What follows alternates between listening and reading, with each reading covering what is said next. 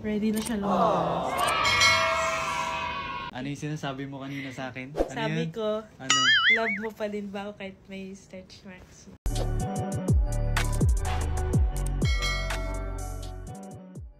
Guys, may sinasabi sa akin to.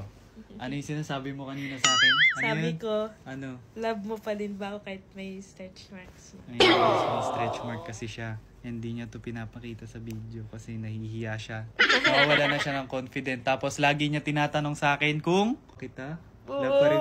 Syempre naman, love na love pa rin kita. Kahit na may stretch mark ka, I'm so proud of you pa rin kasi kinakaya mo magbuntis araw-araw. Kahit sobrang dami mo ng mood swings, okay lang kasi naiintindihan naman kita kasi part naman yan ng ano natin journey. Kaya okay lang. Love na love pa rin kita. Sana okay? Always remember that, okay?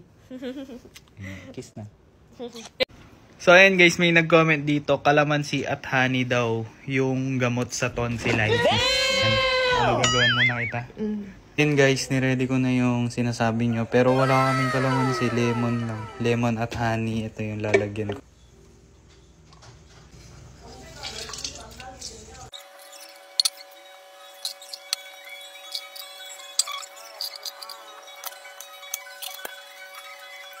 Lagyan natin ng honey.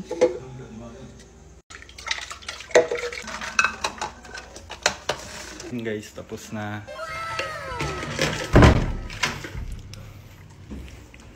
Tikman mo nga. Diyan, tingnan nga natin.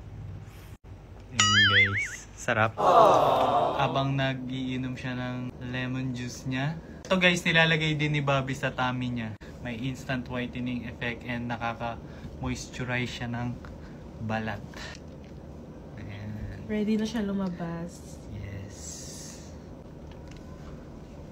Ang ganda ng lotion na to guys kasi instant whitening na siya at meron siya SPF 30. Yung ginagamit ko guys habang buntis ako, ginagamit ko din itong lotion na to. Kasi pwede siya sa buntis.